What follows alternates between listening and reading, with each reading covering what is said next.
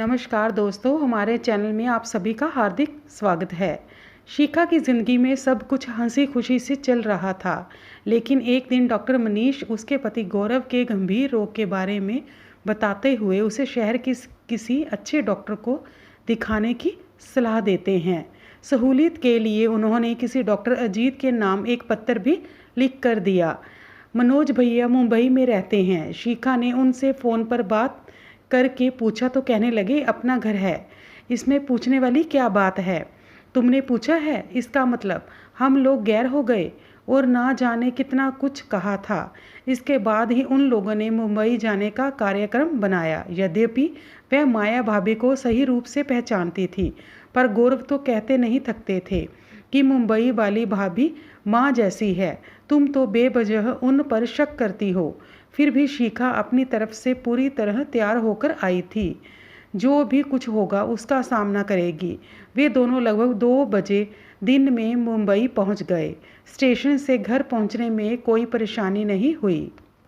नहा धोकर खाना खाने के बाद गौरव आराम करते करते सो गए और शिखा बर्तन धोने में व्यस्त हो गई।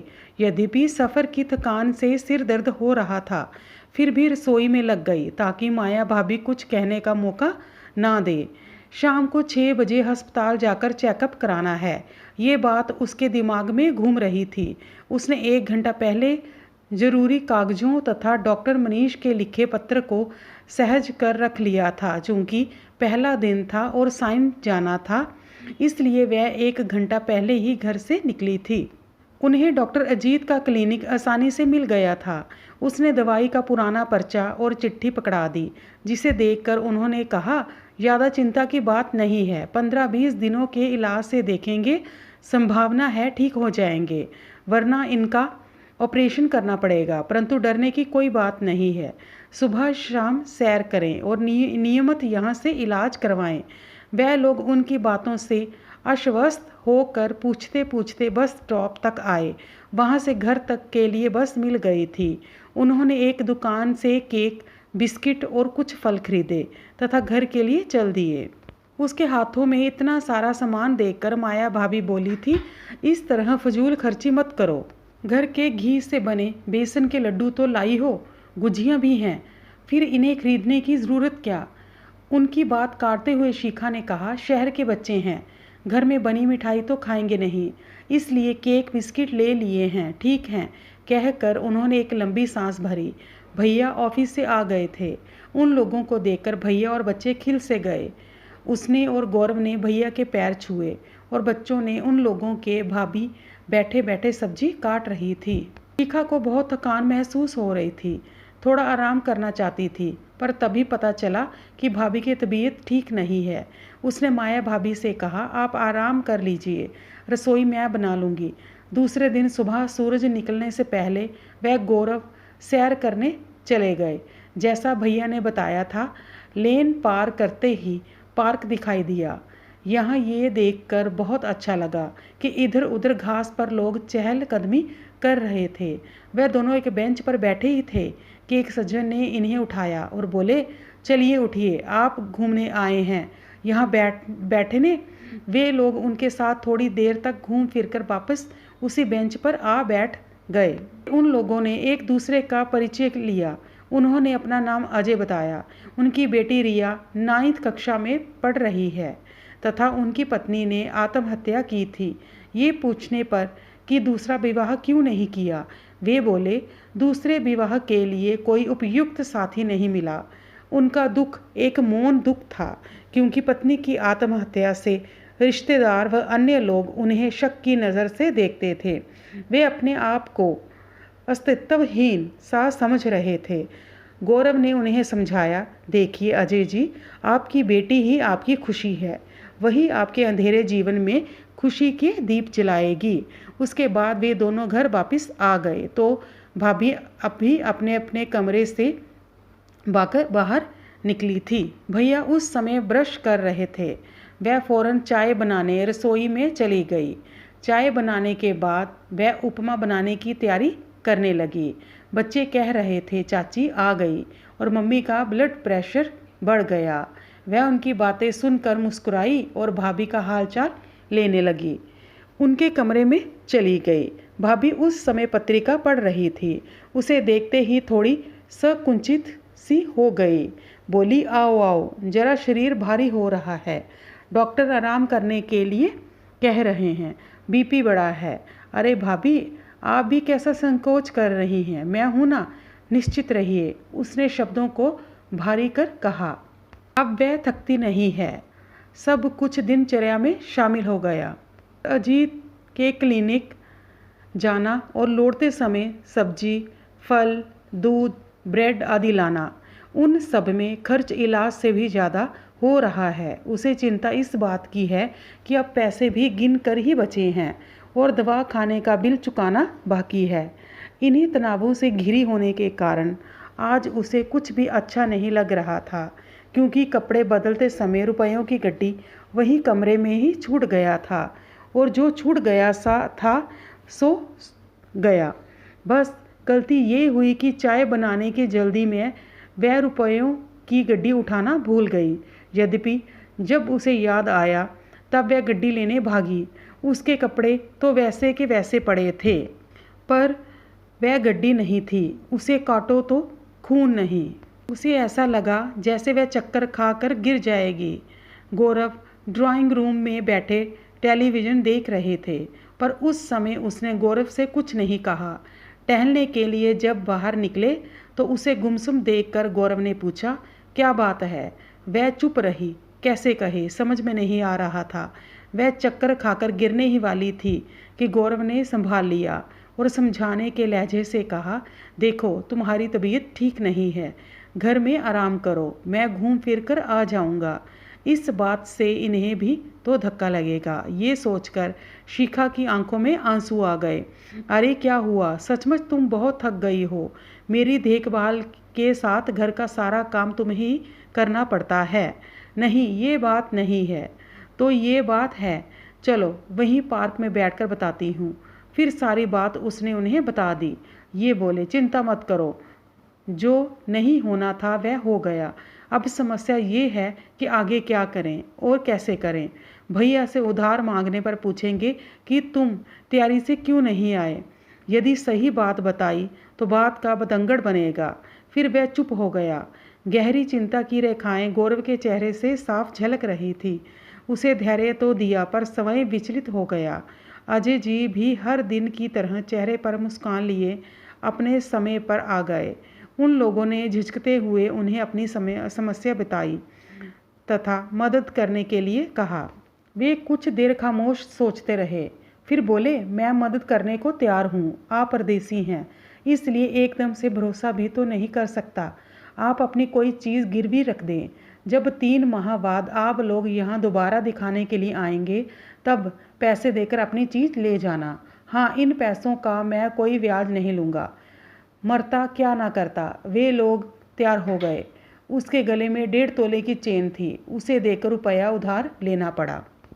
अजय जी अपने घर गए और 5,000 रुपये लेकर उनकी हथेली पर रख दिए। उसने उनका उपकार माना और सोने की चेन उन्हें दी। इस घटना के बाद गौरव की आंखों में उदासीनता गहरा गई। वह शिखा को ही भला बुरा कहता डांटता। उसकी इस लापरवाही के लिए आग बबूला होते तो शायद उसका मन हल्का हो जाता, पर भाई के संरक्षण में ये धोखा उसे पच नहीं रहा था। अजय जी दुनियादारी की बातें, रिश्ते नातों के खट्टे मीठे अनुभव सुनाते रहे, समझाते रहे, पर उन्होंने एक शब्द भी नहीं कहा। घर जाकर उसने रात को गौरव को समझाया, समझ लो चेन कहीं गिर गई या रुपयों की गड्डी ही कहीं बाहर गिर गई। इस तरह मन उदास करोगे तो इलाज ठीक से नहीं हो पाएगा। तनाव मत लेना, बेकार अपने आप को परेशान कर रहे हो। अब ये गलती मुझसे हुई है, मुझे ही भुगतना पड़ेगा। कुछ दिन और बीत गए। अजय जी उसी तरह मिलते, बातें करते, हंसते हंसाते रहे। बातों बातों में उसने उन्हें बताया कि कल डॉक्टर ने एक्सरे लेने को कहा है। रिपोर्ट ठीक रही तो 5वें दिन छुट्टी कर देंगे। अजय जी को अचानक जैसे कुछ याद आ गया। बोले, आज से 5वें दिन तो मेरा जन्मदिन है। जन्मदिन भाभी, जन्मदिन? उनका इस तरह चहकना उसे बहुत अच्छा लगा। उस दिन 16 तारीख है ना? आप लोगों को मेरे घर भोजन करना पड़ेगा। फिर गंभीरता से गौरव का हाथ अपने हाथ में लेकर बोले, पत्नी की मृत्यु के बाद पहली बार मेरे मुंह से जन्मदिन की तारीख निकली है, 16 तारीख। ये जानकर वह भी चौंक पड़ी। अरे उसी दिन तो उनकी शादी की सालगिरह है। अरे वाह, कितना अच्छा संजोग है अजय जी। उसी दिन यदि रिपोर्ट अच्छी रही तो आप और आपकी बेटी हमारे साथ बाहर किसी अच्छे रेस्टोरेंट में खाना खाएंगे। हंसते हुए गौरव ने कहा, मेरा मन कहता है आपकी रिपोर्ट अच्छी ही आएगी, पर भोजन तो आप लोगों को मेरे घर पर ही करना पड़ेगा। इसी बहाने आप लोग हमारे घर तो आएंगे, अजय जी ने कहा। शिखा ने गौरव की ओर देखा तो बोले, ठीक है। फिर बात तय हो गई। अजय जी खिल उठे। अब तक की मुलाकातों से उनके प्रति एक अपनापन जाग उठा था। अच्छा संबंध बने तो मनुष्य अपने दुख भूलने लगता है। वे लोग भी खुश थे। समय बीता। एक्सरे की रिपोर्ट के अनुसार हड्डी में पहले जितना झुकाव था उससे अब कम था। डॉक्टर का कहना था कि ऐसी ही प्रगति रही तो ऑपरेशन की ज़रूरत नहीं पड़ेगी। नियमित व्यायाम और संतुलित भोजन जरूरी है। इन्हीं 2 उपायों से अपने आप को ठीक से तंदुरुस्त करना होगा। उसे अंदर ही अंदर बड़ी खुशी हुई। ऑपरेशन का बड़ा संकट तो टला। डॉक्टर ने दवाइयाँ लिख दी थी। 3 माह बाद एक्सरे द्वारा जांच करानी पड़ेगी। डॉक्टर का कहना था हड्डी को झुकने से बचाना है। उसने बिल चुकाया और डॉक्टर को धन्यवाद दिया। कुछ दवाइयाँ लिखी और फिर एक नज़दीकी दुकान से अजय जी को जन्मदिन का उपहार देने के लिए कुर्ता पजामा और मिठाई का डब्बा खरीदा।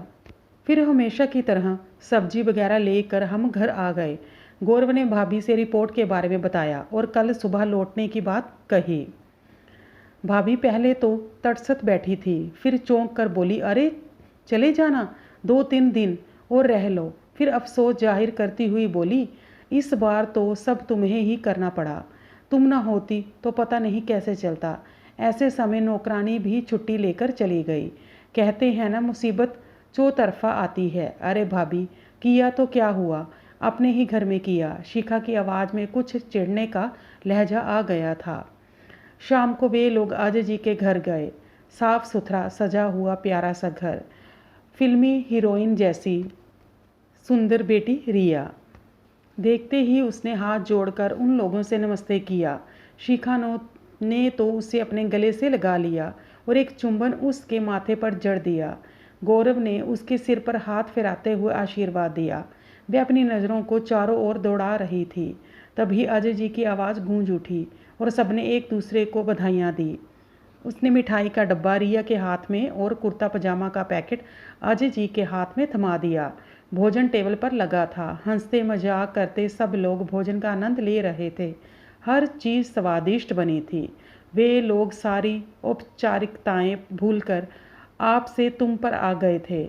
अजय जी कह रहे थे कि 3 माह बाद जब दोबारा आना होगा तब यहीं ठहरना।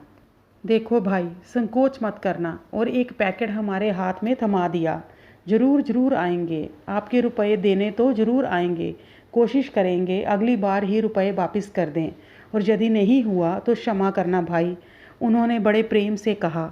तो अजय जी ने उनके हाथों को अपने हाथों में ले लिया और बोले, कैसी बातें करते हैं, दोस्ती की है तो इसे निभाऊंगा भी, चाहो तो आजमा के देख लेना। तब तक उन्होंने पैकेट खोल लिया था। एक सुनहरी डिब्बी में उसकी बाली सोने की चेन रखी थी। एक पल आंख मूंदी और सारी स्थिति समझ में आ गई। उसकी आंखों में आंसू आ गए। कितने महान हैं वे, संकट से उबारा भी और रिश्ते के बंधन में भी बांधा। शिखा उनके चरणों में झुकी ही थी और उन्होंने बीच में ही रोक लिया और बोले, नहीं बहन नहीं। अजय जी की आंखें सजल हो गई। उनके माथे से घबराहट झलक रही थी। उनके मुंह से आगे कुछ ना निकल सका। रिया अपने पापा से लिपट गई। पापा, आप कितने अच्छे हैं। फिर वह उन लोगों के पास आकर खड़ी हो गई। ऐसा लगा जैसे समुद्र के तट पर फैले बैंगनी रंग ने जीवन के आकाश में मचान बना दी हो। आज शिखा और गौरव सोच रहे थे कि एक वो हमारी भाभी है जिन्होंने रुपयों का बटुआ कहीं गायब कर दिया। भाभी की चालाकी भरे धोखे को वे भूल नहीं पा रहे थे। पर भला हो अजय जी का, जिन्होंने न केवल हमें मुसीबत से उबार लिया बल्कि अनजान संबंधों को रिश्ते का नाम भी दे दिया। भाभी अपनी होकर भी पराई बनी रही। और एक ये लोग हैं जिन्होंने मुसीबत में साथ और अपनापन दोनों दिया। ये देखकर दोनों के नेत्र सजल हो उठे। धन्यवाद।